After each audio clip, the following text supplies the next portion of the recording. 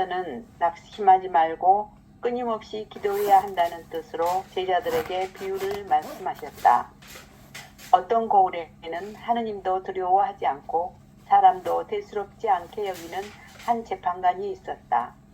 또 그 거울에는 과부가 한 사람이 있었는데 그는 줄곧 그 재판관에게 가서 저와 저의 적대자 사이에 올바른 판결을 내려주십시오 하고 졸랐다.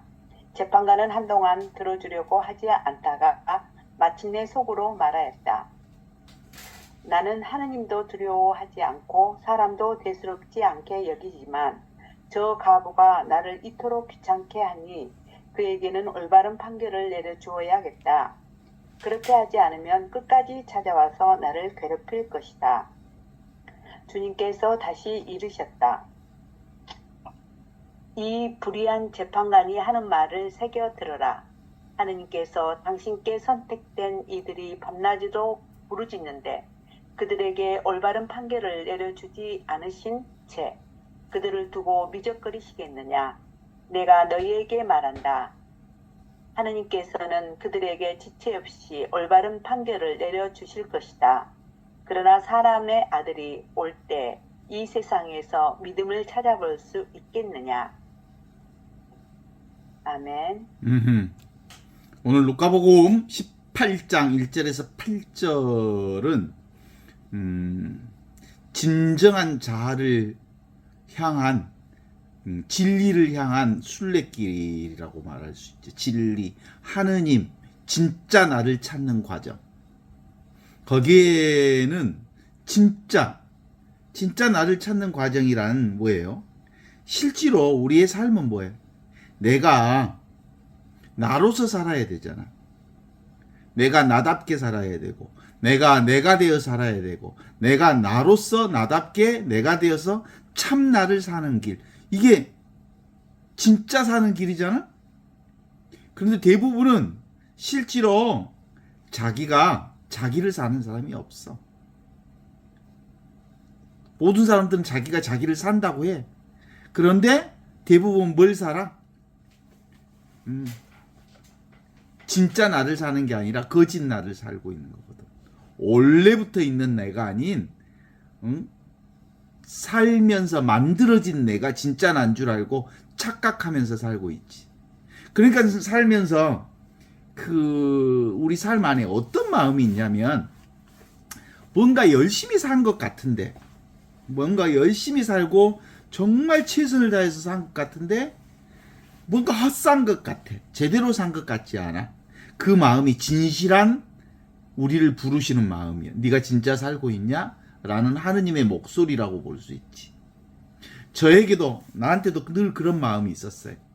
내가 특별히 삶이 잘 나갈 때 이렇게 살아도 되나?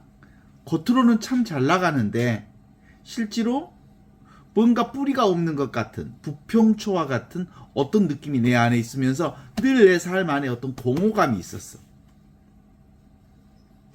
그래서 나는 합리화하고 살았지. 뭐라고 합리화하면서 살았을까? 신부는 혼자 사니까 공허하지. 응?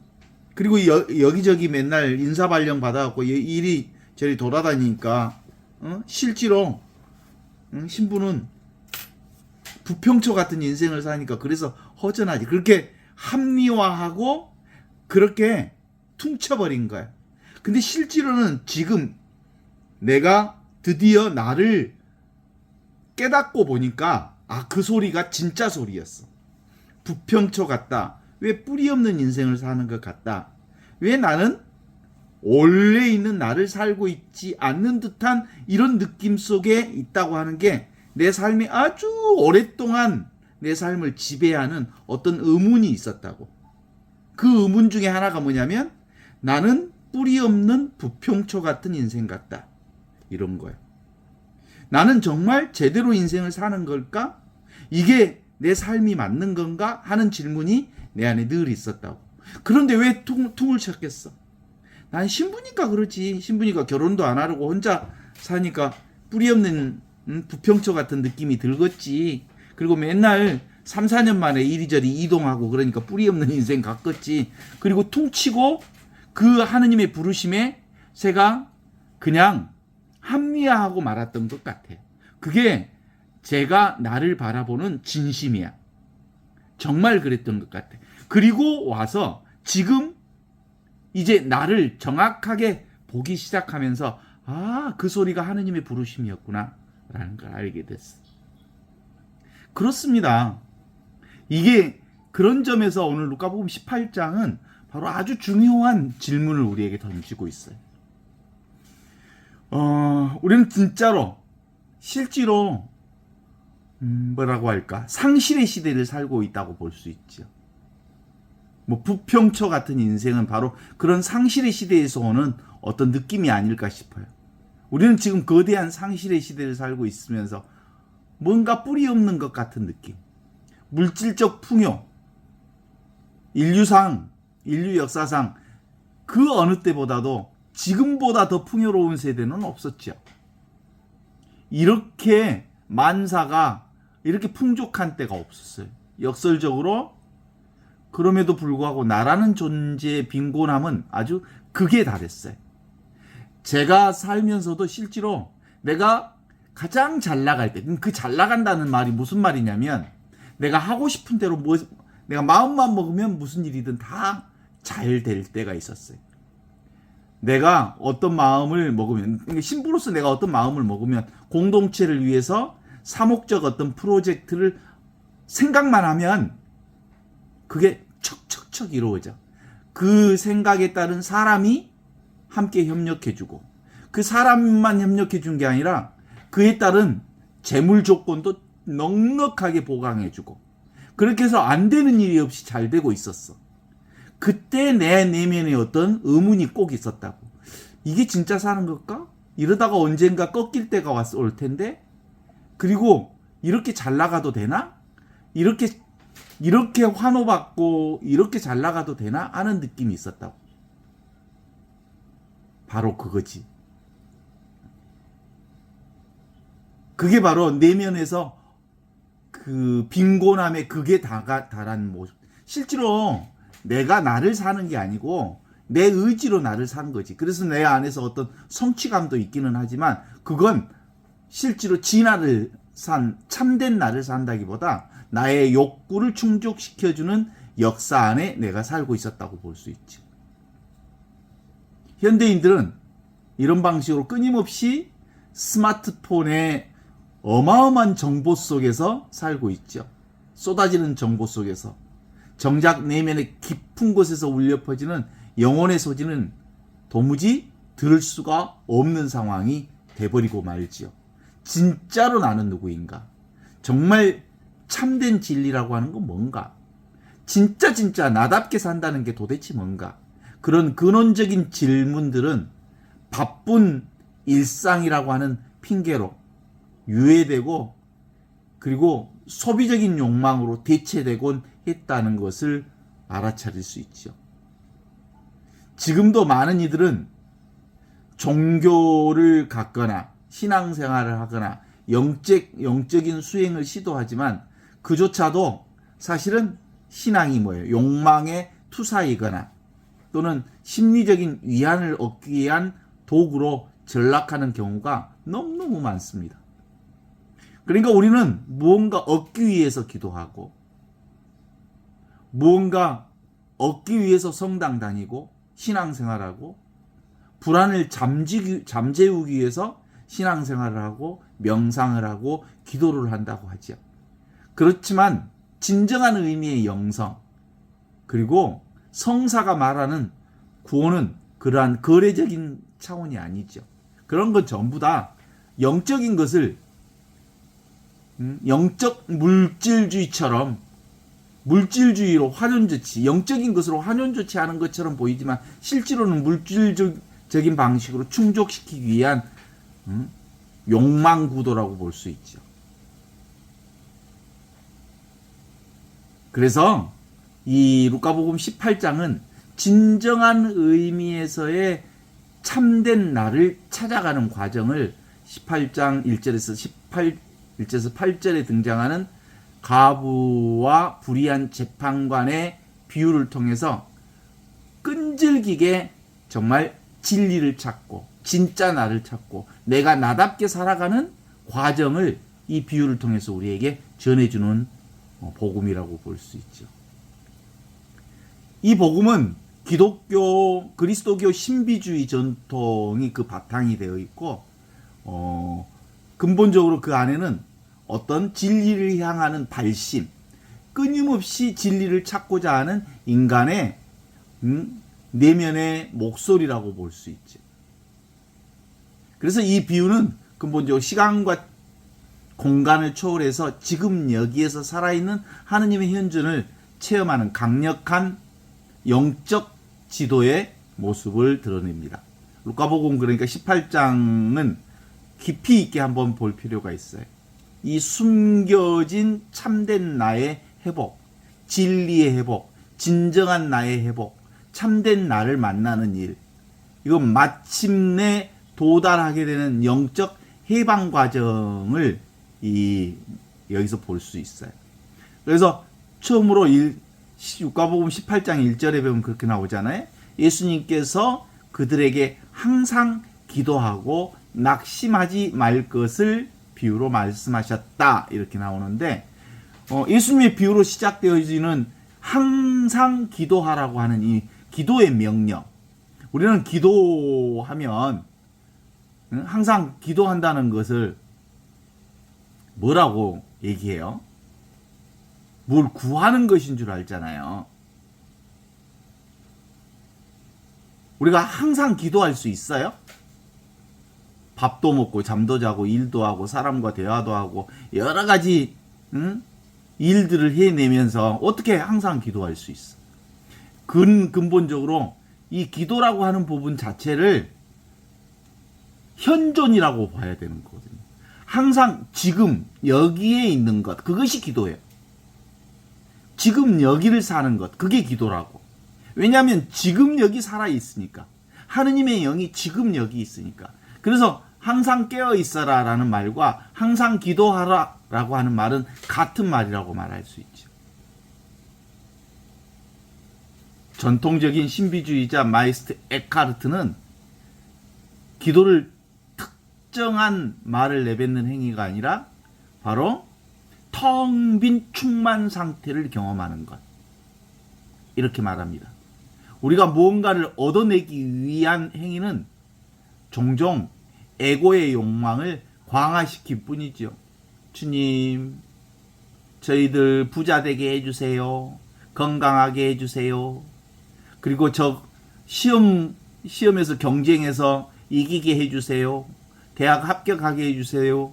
이런 기도는 기도가 아니에요, 실제로. 인간의 욕망을 배설하는 언어일 뿐이죠. 반면에 예수님이 말하는 항상 기도하라 라는 이 말은 나의 생각, 나의 욕망, 나의 두려움을 내려놓고 지금 여기 이 순간 눈앞에 살아계신 신성한 현존 앞에 머물러 있어라 라는 말이죠. 그러니까 기도하라는 말을 욕망을 추구하라는 말이 아니고 지금 여기 살아있으라는 말이거든요. 현존하라는 말이거든요. 숨을 쉬지 않으면 육체가 죽듯이 기도를 멈추면 영혼이 질식합니다. 이때 말하는 기도는 지금 여기에 현존하지 않으면 과거에 묶여 있거나 또는 미래의 걱정에 빠져 있기 때문에 실제로는 과거나 미래는 인간의 생각으로 설정된 거지 지금 여기에 존재하지 않는 상태이거든요. 그러니까 현존하지 않으면 영적인 질식 상태에 있는 거예요, 사실은. 기도는 그런 점에서 현존입니다. 현재 존재하는 이것. 현재 존재하는 것이 기도지요. 기도는 영혼의 호흡이라는 말은 그런 점에서 맞는 말이죠. 지금 여기 존재해야 비로소 살아있는 거죠. 우리가 사회적인 역할이나 가면으로서의 내가 아니라 하느님의 숨결이 깃든 참된 나로서의 존재하는 그것이 바로 항상 기도하는 삶입니다. 지금 여기 이렇게 이 순간 보고 듣고 느끼고 아는 이 의식, 이 존재, 이 지극한 복락 속에 사는 것. 이 지극한 하느님이 살아계신 이 자리가 바로 지복이거든요. 영원한 생명이 있는 자리가 지금 여기 이 순간이기 때문에 지금 여기를 사는 것이야말로 영생을 사는 것이요 지복을 사는 것이거든요. 따라서 지금 여기를 살면서 이제 설거지도 할 수 있고 구두수선도 할 수 있고 숨 쉴 수도 있고 잠잘 수도 있고 모든 것을 다 할 수 있죠. 지금 여기에 깨어 있으면서 지금 여기에 깨어 있으면서 어떤 일을 하든 생각을 하든 무슨 일을 하든 지금 여기가 우리의 삶의 궁극적 생명의 현장, 영원한 생명이라는 것을 알면 그것이 바로 우리 삶이 항상 기도하는 삶 안에 들어있는 거지. 낙심하지 말라라는 말이 있잖아요. 이 낙심도 사실은 뭘 낙심하는 거예요? 지금 여기에 존재하지 않는 것 그 자체가 낙심하는 겁니다. 우리가 언제 낙심합니까? 바로 내가 원하는 결과가 원하는 시간대에 이루어지지 않을 때 우리는 낙심하잖아요. 그러니까 내 낙심이 우리가 절망하고 낙심하고 실망하고 투덜투덜 거리는 이유는 내 뜻대로 삶을 통제하고 싶은 욕망이 자리 잡고 있다라는 것을 표현하고 있는 거거든요. 그러니까 내 맘대로 안 되니까 투덜거리지. 내 맘대로 안 되니까 낙심하지. 내 맘대로 안 되니까 절망하지. 내 맘대로 안 되니까 화가 나지. 내 맘대로 안 되니까 온갖 것들이 고통스럽지. 내 맘대로 안 된다는 말은 뭐예요? 내가 따로 있다는 것이 내 뜻대로 살려는 내가. 현대인들이 겪는 무력감, 우울, 더 나아가서는 번아웃, 대부분의 삶은 내 계획대로 내 삶을 내가 통제하고 싶은데 통제할 수 없다는 좌절에서 오는 현상들입니다. 우리가 만들어낸 내가 설정한 내 계획대로 내 시나리오대로 인생이 흘러가야 한다고 믿습니다. 그렇지만 삶은 어떻게 내 마음대로 되냐고 삶이. 하느님은 내 자신의 시나리오에 갇혀 있지 않습니다. 그래서 항상 깨어 있어라. 현존하는 것, 깨어 있는 것은 이 통제권을 내가 통제하고 싶어하는 이 통제권을 하느님께 온전히 맡겨드리는 거거든요. 우주의 거대한 흐름인 진리에 완전히 내 뜻을 이양하는 행위이거든요. 그러니까 낙심하지 말라는 말은 내가 항상 통제하려고 하지 말고 하느님께 온전히 나를 봉헌하라 라는 말이라고 볼 수 있지. 그래서 보통 이제 이걸 불교에서는 발심이라고 그러고 우리 그리스도교에서는 이걸 뭐라고? 부르심에 응답하는 거라고 말하는 거죠.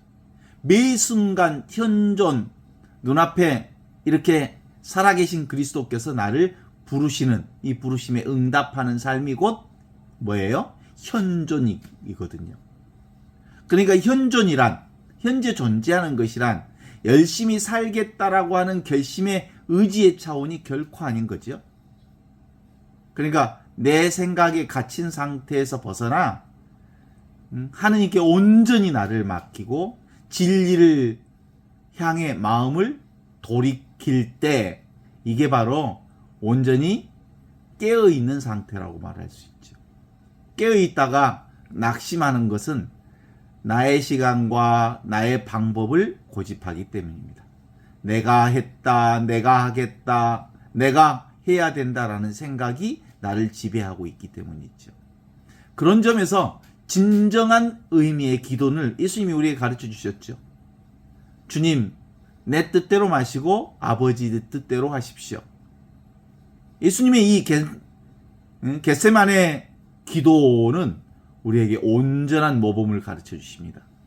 낙심하지 않는다는 것은 결코 결과에 집착하지 않고 과정 자체를 신뢰하는 용기라고 말할 수 있죠. 루카복음 18장 2절에는 이렇게 나오잖아요. 어떤 도시에 하느님을 두려워하지도 않고 사람도 거들떠 보지 않는 재판관이 있었다. 이렇게 나오지요.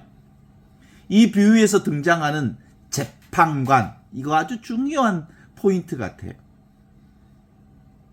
재판관이 누굴까?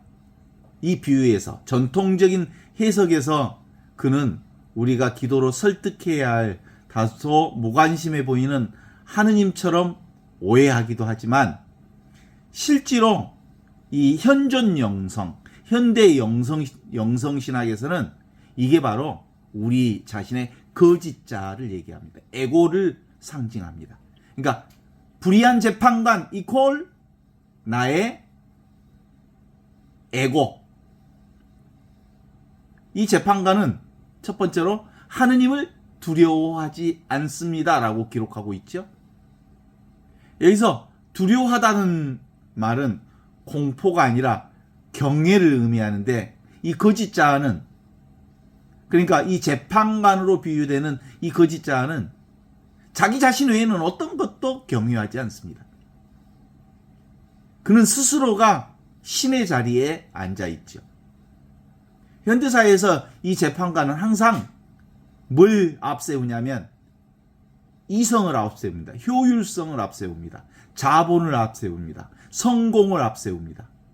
그러니까 늘 이성이라는 이름으로, 효율성이라는 이름으로, 자본이라는 이름으로, 돈이라는 이름으로, 성공이라는 이름으로 우리의 내면을 통치합니다.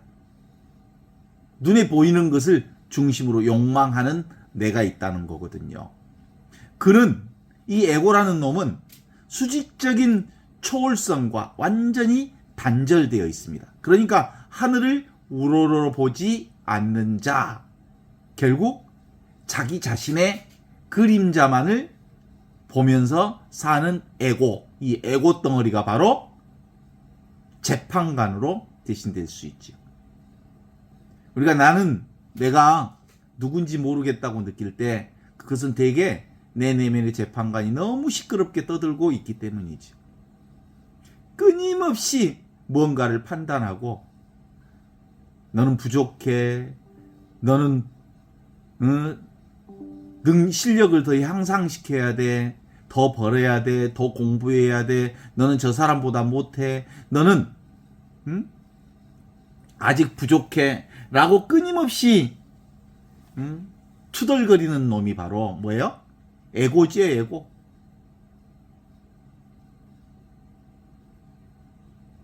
그러면 결국은 하느님성과 그러니까 현존과 완전히 연결이 끊어진 고립된 자아를 드러내고 있는 거예요.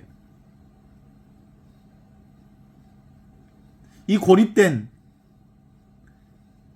고립이 바로 현대인의 근원적인 불안을 만들어냅니다. 사람을 무시하는 오만함. 이 도시에는 하느님을 두려워하지 않고 사람을 거들떠보지도 않는 재판관이 있었다. 사람을 거들떠보지 않는, 사람을 무시하는 오만한. 그러니까 요걸 헬라어로는 사람에게 부끄러움을 느끼지 않는다. 엔트로포마이라고 하는 그 헬라어 원문이 있어요. 사람에게 부끄러움을 느끼지 않음. 이는 타인의 시선이나 타인의 고통이나 타인의 존재 자체를 고려하지 않는 철저한 나리시즘을 의미하죠. 지잘난 사람들이 얼마나 현대인들 많은구먼. 나도 한때 내 잘난 맛에 살았던 사람인데 타인을 존엄한 존재로 보지 않고 나의 이익을 위한 수단이나 처리해야 할 귀찮은 업무 혹은 경쟁자로만 보는 방식들이 있죠. 내가 본당 신부할 때 한때 신자들을 어떻게 보게 됐냐면, 신자들을 보면 저 양반 본당 사목에서 어떻게 써먹을까? 뭐 시켜 먹을까? 저 양반은 이거 하면 잘하겠는데, 저거 하면 잘하겠는데, 뭔가를 수단으로 그분을 보는 경우들이 종종 있었어요. 우리가 진정으로 나답게 살지 못하는 이유는 내 내면의 재판관이, 이 에고라는 놈이 끊임없이 남과 나를 비교하고 판단하고 정죄하기 때문에 그렇습니다. 남하고 비교하는 것은 불행의 씨앗입니다. 내가 남보다 낫다는 교만이나 내가 남보다 못하다라고 하는 열등감이나 모두 다 이 에고의 법정에서 나오는 판결입니다. 진짜 참된 자아는 비교하지 않습니다. 진짜 참된 자아는 그저 존재할 뿐입니다. 현존, 현재 존재하는 것, 이건 비교하지 않습니다. 비교가 없습니다. 비교 자체가 필요 없습니다. 그런데 이 에고라고 하는 재판관은 우리의 머리에 속해서 삽니다. 계산하고 분석하고 그리고 이득을 따집니다. 그래서 머리로 사는 사람들은 가슴의 소리를 듣지 않습니다. 우리 사회가 겪고 있는 혐오나 갈등 그리고 무관심, 우리 각자 내면 그리고 사회 시스템 속에서 이 불의한 재판관이 주인 노릇하고 있기 때문에 그렇습니다. 그래서 이 불의한 재판관이 지배하는 한, 이 에고가 나를 온전히 통제하고 있는 한, 우리는 결코 진정한 평화와 진정한 만족을 얻을 수 없습니다. 그러니까 이 재판관, 이 불의한 재판관이라고 말할 수 있는 이 에고는 언제나 더 많이, 더 빨리, 더 높이, 더 근사하게, 더 번지르하게를 외치면서 우리를 채찍해집니다. 이 에고라는 놈은 아무리 잘해도 만족을 모르는 아기 같은 놈이다. 먹으면 먹을수록 더 배가 고픈 것처럼 이 에고의 욕망을 채워줄 수 없습니다. 아무리 잘해도, 아무리 그걸 계속해도 채워낼 수가 없습니다. 18장 3절에 보면 이렇게 나오죠. 그 도시에는 어떤 가부가 있었는데 그 여자는 늘 그를 찾아가서 저에게 억울한 일을 한 사람이 있습니다. 올바른 판결을 내려주십시오. 라고 전라되었다. 라고 말하지요. 고대 팔레스틴 사회에서 과부는 고화, 나그네와 더불어서 가장 취약한 존재의 대명사였습니다. 가부장적 사회에서 남편이 없다는 것은 거의 법적인 보호망이 전혀 없다고 볼 수 있죠. 사회적 발언권도 없고 경제적으로도 대단히 빈곤한 사람의 대명사가 가부라고 말할 수 있죠. 그는 아무런 백도 없고 뇌물을 줄 돈도 없습니다. 그러나 영적인 관점에서 볼 때 이 과부는 가장 강력한 존재입니다. 이게 바로 참된 자아거든요. 이게 바로 현존이거든요.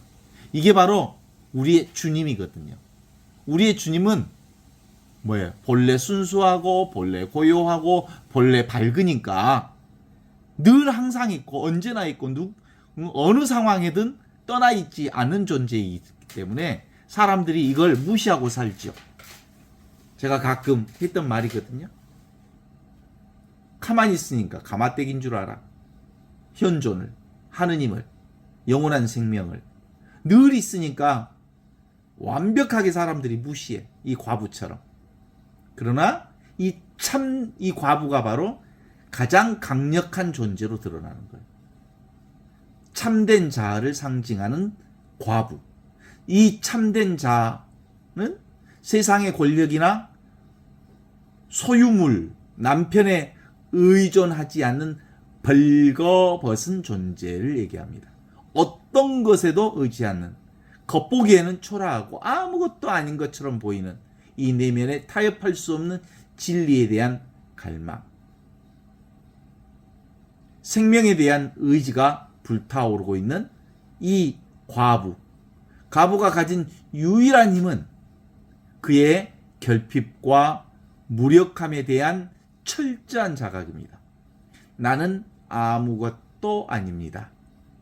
이 아무것도 아닌 이 자리에서 모든 것을 드러냅니다. 내가 아무것도 아니라고 했을 때 모든 것을 포괄할 수 있습니다. 주로 허공과 같은 거죠. 텅 빈 허공은 아무것도 가지지 않기에 모든 것을 포괄하고 모든 것을 품습니다. 바로 나는 이것이 필요하다, 나는 억울하다, 이대로는 안 된다라고 하는 절박함이 필요합니다. 제가 살아가면서 바로 그거였던 것 같아요. 뭔가 가슴이 텅 비어 있는 것 같은, 뭔가 잘 나갔을 때도 이게 진짜 사는 걸까? 라고 말하는 그건 근본적으로 나에 의해서, 에고에 의해서 추진되어지는 그 모든 것은 사실은 허상이요, 망상이요, 환상이라는 것을 어렴풋이 알고 있었기 때문에 이 에고 스스로도 이것으로 만족하지 못하면서 텅 비어 있는 느낌을 가졌던 거라고 볼 수 있죠. 이 과부가 가진 유일한 힘은, 그러니까 역설적으로도 그의 철저한 무력함과 결핍에 대한 자각입니다. 나는 아무것도 아니다. 그래서 나는, 이게 예수님들 그런 얘기 하시잖아요. 가난한 사람은 행복하다. 하느님 나라가 그들의 것이다. 이 가난한 마음, 가난한 심정으로부터, 가난한 이 자리로부터, 텅 비어 있는 이 자리로부터 모든 것들이 시작되어진다는 것을 깨달아 알게 되는 거죠. 그렇습니다. 이 과부의 외침은 오난을 풀어달라고 하는 단순한 말이 아닙니다. 나의 권리를 찾게 해달라, 정의를 실현해달라라고 하는 뜻이죠. 내가 진정한 나로 살게 해달라, 내가 나답게 살고 싶다, 내가 진정한 나로서 살고 싶다, 내가 참된 나를 살고 싶다, 진리를 살고 싶다라고 하는 외침이 과부의 외침이죠. 이런 지점에서 우리는 한국적 정서인 한을 떠올리지 않을 수가 없습니다. 한은 단순한 슬픔이나 우울이 아니잖아요. 그것은 부조리한 현실에서 억눌린 생명력, 응어리진 아픔, 풀리지 않는 매듭. 그렇지만 이 한이 긍정적으로 승화할 때 그것은 엄청난 영적 에너지인 발심의 동력이 된다고 말할 수 있죠. 근본적으로 그 참된 진리를 깨닫는 유일한 방법은 내 안에서 내가 철저히 한번 에고가 망가뜨려졌을 때, 에고가 완전히 깨졌을 때 비로소 하느님이 나를 인도하시는구나, 진짜 주인이 따로 있구나 라고 하는 것을 자각할 수 있게 해주는 거거든요. 과부는 자신의 한을 파괴적인 복수하거나 또는 연민으로 소비하지 않습니다. 대신 그는 그 한을 듣고 세상 밖으로 나가서 재판관 앞으로 끊임없이 나갑니다. 그녀는 침묵을 강요하는 세상에 대해 소리를 질렀습니다. 올바로 판정 내려주십시오. 올바로 판정 내려주십시오. 재판관을 향해서 끊임없이 찾아갑니다.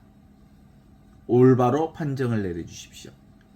우리 삶에 찾아오는 고난, 질병 또는 실패, 관계의 단절은 우리를 괴롭히기 위한 형벌이 결코 아닙니다. 그것은 우리 내면의 견고한 재판관이라고 말할 수 있는 에고를 흔들어 깨우는 소리입니다. 진정한 재판관이신 하느님의 진리를 만나게 하는 초대장입니다. 과부의 기도는 돈을 달라는 게 아니었습니다. 나를 올바르게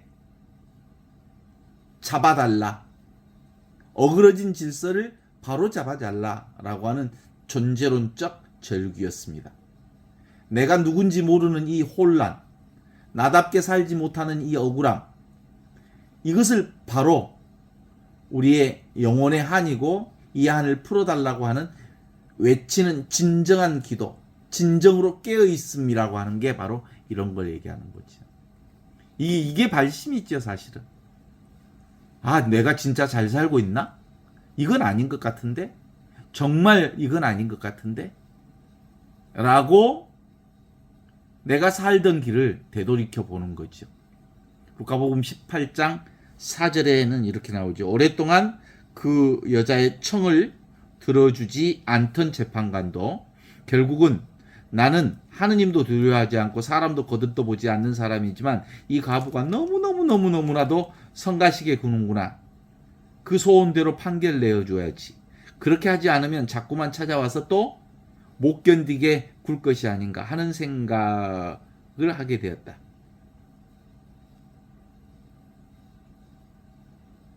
주님께서는 계속해서 말씀하셨다. 이 고약한 재판관의 말을 새겨 들어라.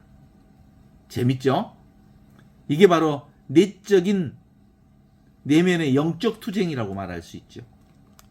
영적인 변화의 임계점을 말하고 있습니다. 그가 얼마 동안 듣지 않다가 후에 속으로 생각하면서 안 들어주면 안 되겠구나 라는 생각을 하게 된다는 거잖아요. 그러니까 기도의 응답은 깨어남이라고 하는 것은 항상 깨어나십시오. 깨어 있어야 지금 여기 이렇게 살아있는 그리스도의 현존을 살 수 있습니다. 라고 아무리 말로 들어봤자 자신이 직접 그것을 경험하지 못하면 안 되는 거거든요. 이 경험, 기도의 응답, 항상 깨어난다고 하는 이 기도, 실감나는 깨어남, 이건 정말로 내가 나답게 살고 싶어하는 발심이 있는 사람만이 가능한 일이죠. 얼마 동안 듣지 아니하다가 계속 재판관에 가서 올바른 판결을 해달라고 청했지만 안 해주다가 그 안 해준다는 말이 뭐예요? 오랫동안의 침묵의 시간, 지연의 시간, 고통스럽죠.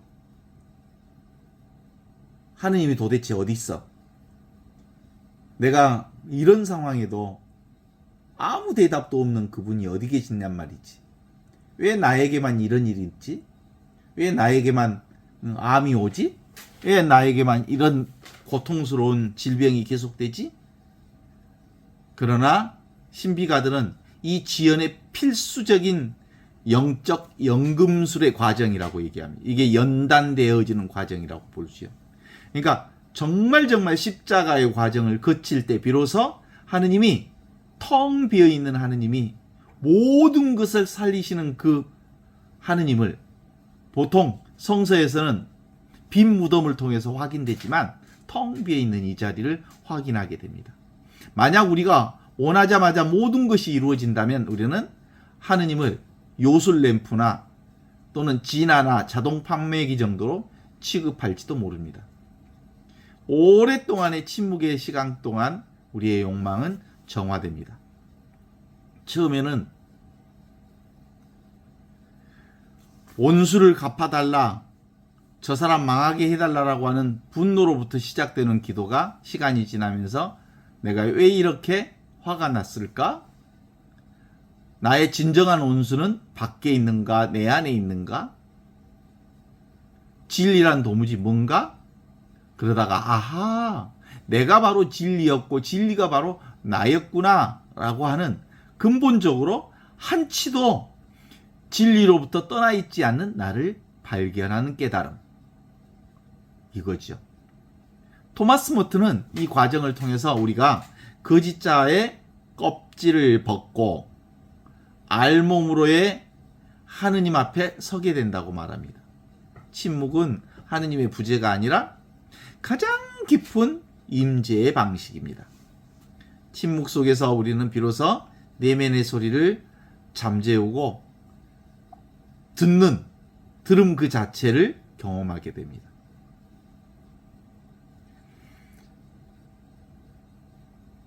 과부는 너무나도 성가시게 구는구나. 그 소원대로 판결을 내어줘야지. 그렇게 하지 않으면 자꾸 찾아와서 못 견디게 굴 것이 아닌가 하는 생각이 들게 되었다.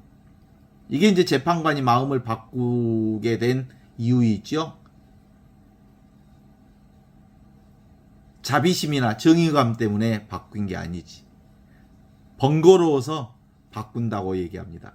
여기서 괴롭히게 하리라 라는 것은 매우 강력하고 폭력적인 단어잖아요.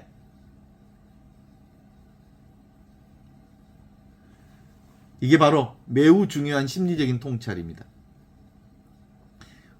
우리의 에고 거짓 자아는 논리나 도덕적 설교나 얌전한 권위로 합리적인 설명으로 도무지 바뀌어지지 않습니다.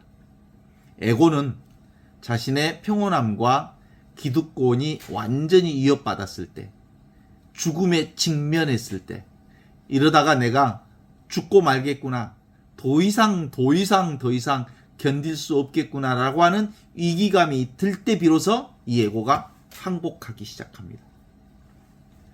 참자아라고 얘기할 수 있는 이 과부의 끈질김이 마침내 거짓자아라고 말할 수 있는 이 재판관의 방어 기제를 무너뜨리고 그가 드디어 항복하게 만든 거지요. 우리가 수행이나 또는 기도를 멈추지 말아야 하는 이유, 늘 진리에 대한 끊임없는 삶에 대한 지향점을 놓치지 말아야 하는 이유가 바로 여기에 있습니다. 항상 깨어 있어야 하는 단단한 비유는 바위가 한 번에 깨지지 않잖아요. 지속적으로 그래서 물방울이 계속 한 곳에 계속 떨어지면 바위도 뚫는다는 얘기가 있잖아요. 그런 것처럼 근본적으로 이게 떨어지는 것은 당장 아무 변화가 없어 보인다 하더라도 끈질김으로 청한다는 말은 깨어 있을 때 지금 여기 이 현존을 지금 이 현존 이것이 실감 나도록 하려면 이것에 대한 진리에 대한 끊임없는 마음의 발심이 있을 때만 비로소 그 자리가 어떻게 해요? 실감 난다는 거죠. 이게 바로 진정한 발심의 힘이라고 말할 수 있죠. 이게 다른 의미로 보면 실제로는 시절 인연, 성령께서 우리에게 함께 해주시는 그 상황은 늘 성령께서 함께 해주시지만 그게 열리는 상황은 시절 인연이 당도해야 가능하다 이렇게 말할 수 있죠. 내가 깨어 있어야지 작심삼일로 끝나지 않습니다. 현존살이를 해야지 내가 지금 여기 이렇게 현존해야지 아무리 생각한다고 해서 되는 거 아니에요. 내가 현존을 살지 않으면 나는 죽는다. 지금 여기 나를 나답게 살지 않는다면 나는 가짜 인생을 사는 거고 그런 나는 살 이유가 없다. 적어도 내가 나답게 사는 최고의 이유는 내가 나를 알기 위해서 이 세상에 왔다. 나는 지금 이 깨달음을 나를 만나지 않고는 진정한 나를 경험하지 않고서는 도무지 나는 살 이유가 없다. 그런 절박함, 물러설 곳이 없는 자아의 간절함이 있을 때 비로소 가능하다고 볼 수 있죠. 이건 그래서 인간의 노력이라기보다는 그 발심과 함께 성령께서 우리에게 내려주시는 은총이라고 말할 수 있어요. 6절 주님께서 계속해서 말씀하셨다. 이 고약한 재판관의 말을 새겨들어라. 하느님께서 택하신 백성이 밤낮 부르짖는데도 올바르게 판결해 주지 않고 오랫동안 그를 버려둘 것 같으냐. 사실 하느님께서는 그들에게 지체 없이 올바른 판결을 내려주실 거다. 그렇지 않으면 사람의 아들이 올 때 과연 이 세상에서 믿음을 찾아볼 수 있겠느냐라고 말하잖아요. 예수께서는 하물며라는 논법을 사용하면서 반전을 꾀합니다. 저렇게 악하고 이기적인 재판가 또 귀찮아서라도 들어주는데 하물며 사랑 자체이신 하느님이 당신이 택하신 자녀들의 기도를 외면하겠느냐라는 말씀입니다. 여기서 하느님의 성품을 다시 정의해야 합니다. 많은 이들이 하느님을 심판하는 심판관, 재판관이나 엄격한 아버지로 오해하지만 실제로는 그렇지 않습니다. 하느님이 우리의 고통을 깊이 공감하고 우리의 부르짖음을 밤낮으로 듣고 계시는 분임을 암시하는 말씀이죠. 하느님의 침묵은 무관심이 아니라 오래 참음이십니다. 이 단어는 분노를 멀리하다, 오래 기다리라는 뜻이지요. 하느님은 정말 왜 오래 참으실까? 내가 바로 당신과 하나이기 때문입니다. 하느님과 나는 사실상 둘이 아님 같은 생명을 살고 있기 때문입니다. 우리의 영혼이 충분히 성숙하여 그분의 정의를 받아들일 그릇이 될 때까지, 온전히 성숙해질 때까지 우리의 기도가, 우리의 지금 현존을 사는 기도가 욕망의 목록에서 진리의 갈망으로 완전히 바뀔 때까지 기다리는 것입니다. 성숙하지 않는 아이에게 칼을 쥐어주는 부모는 없잖아요. 깨어나는 이 기도의 응답이 지체되는 것은 하느님이 우리를 신뢰하지 않아서가 아니라 우리가 감당할 수 있는 존재가 되기를 기다리는 하느님의 사랑의 시간이라고 말할 수 있죠.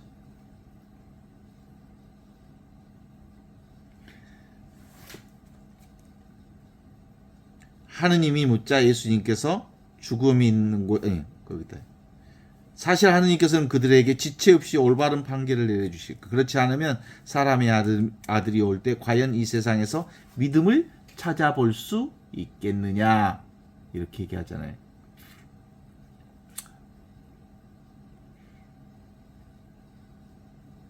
이게 근본적으로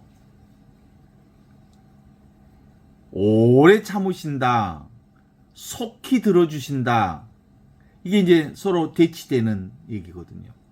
오래 기다려주신다, 속히 들어주신다, 이미 하느님 나라가 이 세상에 왔다, 그러나 아직 완성되지 않았다, 이런 얘기들이 서로 대치되는 얘기죠.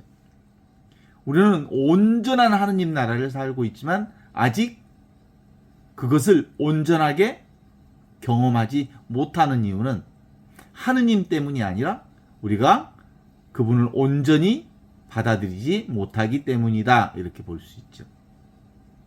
이 영적 깨달음의 순간을 설명하는 탁월한 표현은 이렇게 얘기합니다.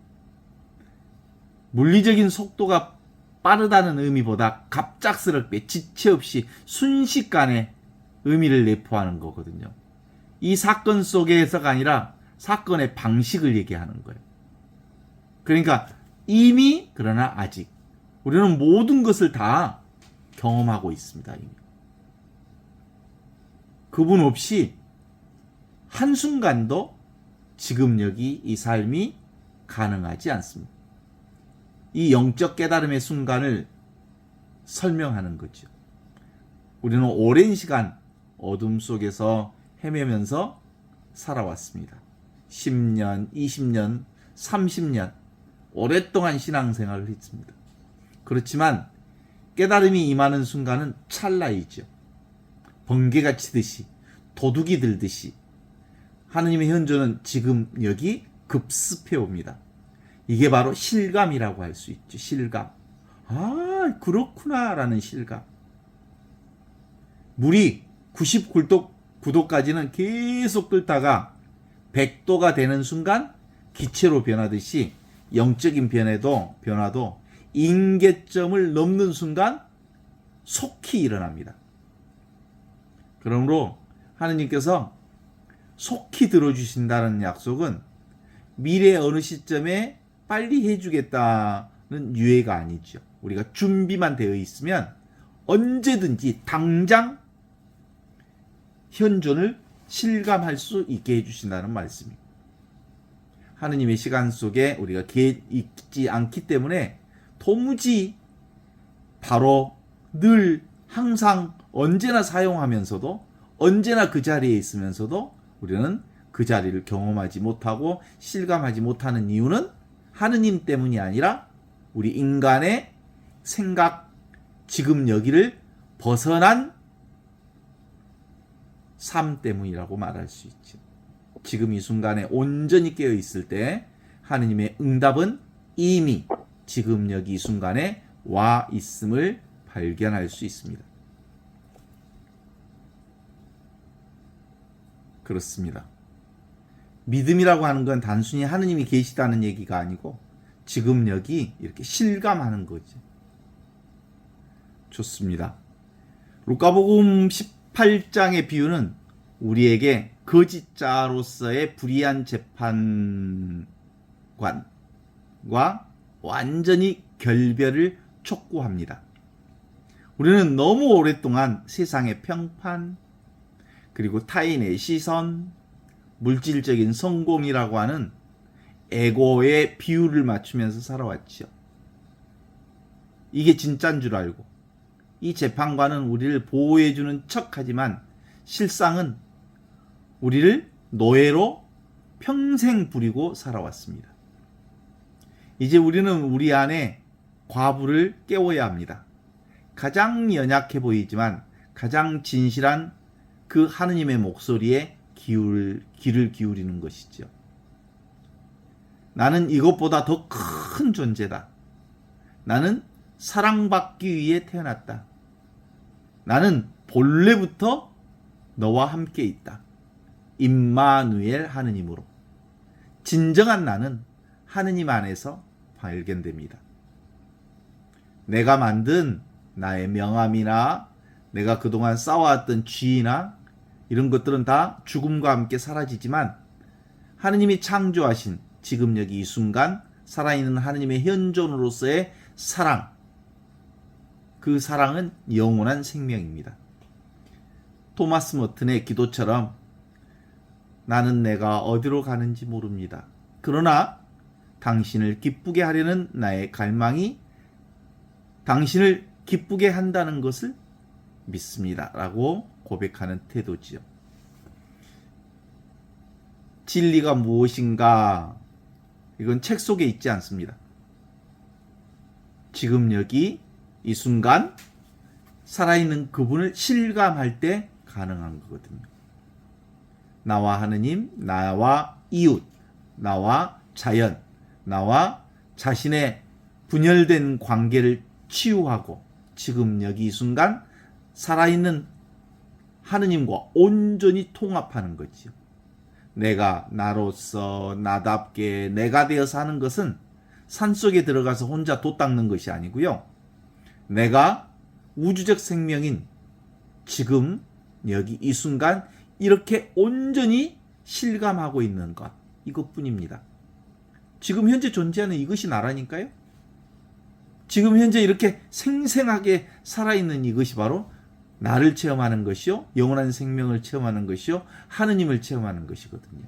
하느님은 구름 위에 계신 게 아니라 지금 여기 고통받는 이웃의 얼굴 속에, 부조리한 현실 속에, 뭐라고 설명되지 않는 지금 내가 경험하는 이 경험의 현실 속에 이렇게 현존하고 계시단 말이죠. 그죠? 그렇습니다. 루카복음 18장에서 과부는 우리에게 묻습니다. 당신은 포기하지 않을 용기가 있는가? 그죠? 신비주의자들은 끊임없이 우리에게 하느님은 숨바꼭질하는 분이 아닙니다. 그분은 우리보다 우리 자신에게 더 가까이 계신 분입니다.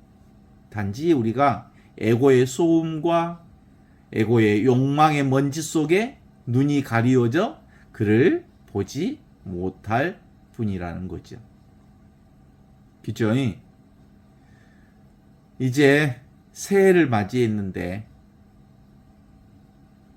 근본적으로 과부의 마음처럼 나는 진짜 나로 살고 싶습니다. 진리를 살고 싶습니다. 내가 나답게 살고 싶습니다. 내가 되어서 살고 싶습니다. 라는 이 진정한 의미의 진리에 대한 갈망이 있다면 지금 여기 이 순간을 사는데 포기하지 않아야 합니다. 하느님의 숨결은 지금 여기 이렇게 실감나는 과정을 통해서 확인할 수 있습니다.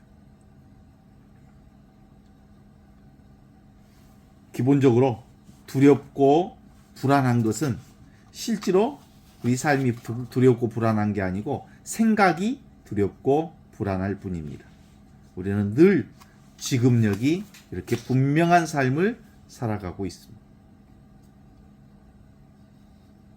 우리는 원래부터 온전하고 우리는 원래부터 완전합니다. 이것이 주님께서 우리에게 주신 온전한 복음의 말씀이죠. 이 예수 복음은 나는 이미 구원되었다. 나는 이미 온전하다. 나는 이미 완전하다. 나는 지금 여기 무슨 일을 경험하든 최상선의 경험을 하고 있다. 이보다 더 아름다운 순간은 없다. 왜냐하면 지금 여기를 떠나서는 이 세상이 존재하지 않기 때문이다. 오직 지금 여기 이 순간에 펼쳐지는 이 모든 것들이 바로 하느님의 현존을 드러내고 있다.